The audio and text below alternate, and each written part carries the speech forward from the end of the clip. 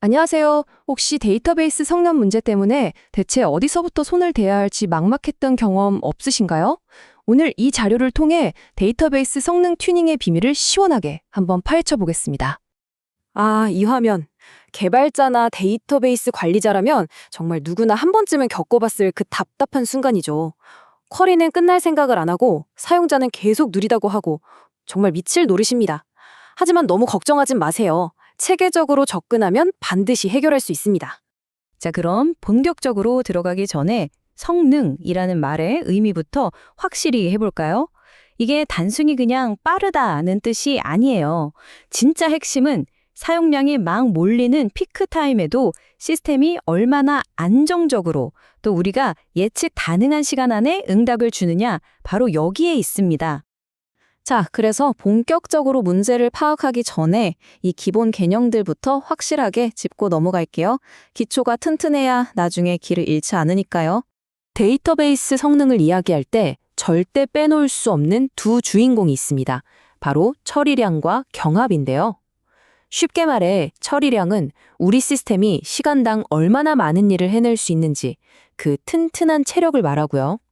경합은 여러 작업들이 같은 자원을 쓰겠다고 막 서로 다투면서 발생하는 병목 현상을 말합니다.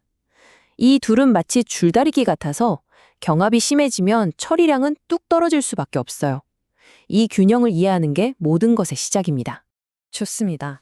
그럼 이제 우리 데이터베이스를 느리게 만드는 그 주범들, 그 용의자들을 한번 특정해 보겠습니다. 이 용의자 리스트만 잘 알고 있어도 문제 해결이 훨씬 쉬워져요. 코드를 보기 전에요. 일단 발밑부터 살펴봐야 합니다. 바로 하드웨어죠. 우리 클러스터 전체의 속도는요, 가장 약한 고리, 그러니까 가장 느린 서버의 속도를 절대 넘어설 수 없습니다. 특히 디스크 속도랑 메모리는 성능의 심장이라고 할 수 있을 만큼 아주 중요합니다. 그리고 데이터가 한쪽으로 쏠리는 현상, 이걸 스큐라고 하는데요. 이거요, 마치 세탁기에 빨래를 한쪽에 싹 뭉쳐놓고 돌리는 거랑 똑같아요. 세탁기가 막 덜덜거리면서 제대로 돌지 못하잖아요. 그것처럼 데이터가 특정 서버에만 몰려 있으면 그 서버만 죽어라 일하다가 결국 전체 시스템이 느려지는 거죠. 그리고 아마 가장 흔한 범인일 텐데요. 바로 엉터리로 짠 SQL 쿼리입니다. 비효율적인 쿼리는요, 길도 잘 모르는 사람한테 찢어진 옛날 지도를 쥐어주는 거랑 같아요. 언젠가는 도착하겠죠. 하지만 엄청나게 돌아가거나 아예 길을 잃어버릴 수도 있는 겁니다. 자, 이제 이론은 충분히 봤고요. 진짜 탐정이 돼서 이 성능 미스터리를 한번 해결해 보자고요. 실제 상황에서 이론이 어떻게 적용되는지 직접 보여드릴게요.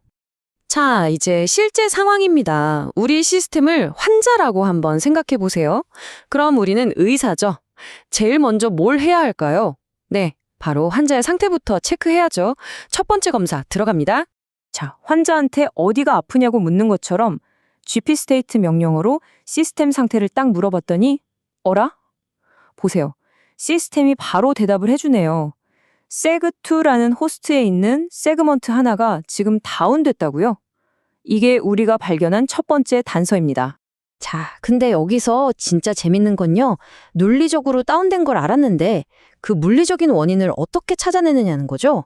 gpcheckpuf라는 도구로 디스크 성능을 직접 재봤더니 와, 보세요. 다른 애들은 초당 390메가씩 쌩쌩 달리는데 문제의 세그2는 고작 12메가예요.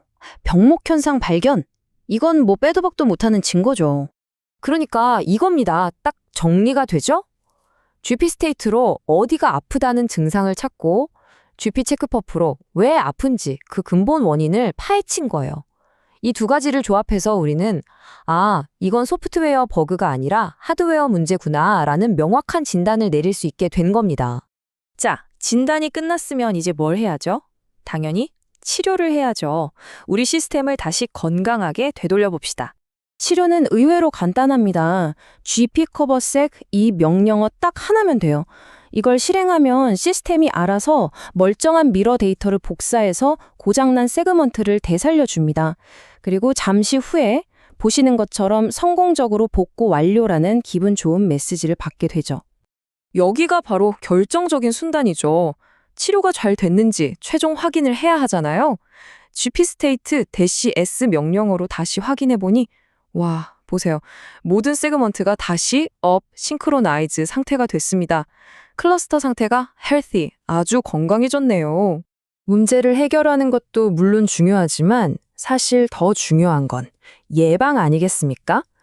맨날 불 끄러 다니는 소방수에서 벗어나서 애초에 불이 안 나게 관리하는 그런 현명한 관리자가 되어보자고요.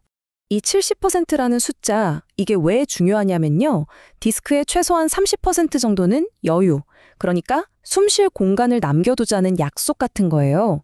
그래야 갑자기 큰 작업이 들어와도 임시 파일을 만들 공간이 부족해서 시스템이 멈추는 그런 끔찍한 일을 막을 수 있습니다. 일종의 보험인 셈이죠. 자, 그럼 우리가 할 수 있는 첫 번째 사전 점검, 바로 우리 시스템에서 가장 덩치가 큰 녀석이 누군지 찾아내는 겁니다. 보통 가장 큰 테이블이 문제를 일으킬 확률도 제일 높거든요.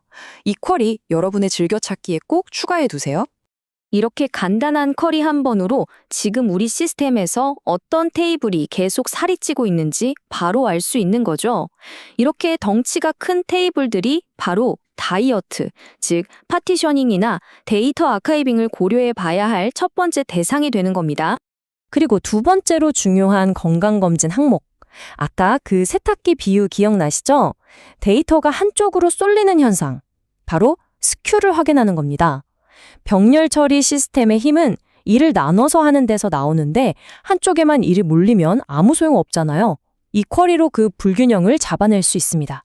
여기서 이렇게 숫자가 높게 나왔다는 건요. 특정 서버 하나가 나 지금 혼자 일 다 하고 있어서 죽겠어요 하고 소리치는 거나 마찬가지예요. 이게 바로 우리 시스템의 발목을 잡는 보이지 않는 병목 지점이 되는 거죠. 마지막으로 이건 정말 양치질처럼 습관으로 만들어야 하는 것들입니다. 대량의 데이터를 지우고 나면 베큐음으로 집 청소를 해서 공간을 되찾고 애널라이즈를 주기적으로 돌려서 우리 시스템의 통계 정보, 즉 지도를 최신 버전으로 유지해 주는 겁니다. 이 지도가 낡으면 아까 말했듯이 쿼리 옵티마이저가 엉뚱한 길로 간단 말이죠. 자, 오늘 진단 도구부터 예방 기술까지 쫙 훑어봤습니다. 이제 이 도구들은 여러분 손에 쥐어져 있어요. 그럼 남은 질문은 하나죠. 지금 여러분의 데이터는 과연 건강하다고 자신할 수 있으신가요? 지금 바로 한번 확인해 보시는 건 어떨까요?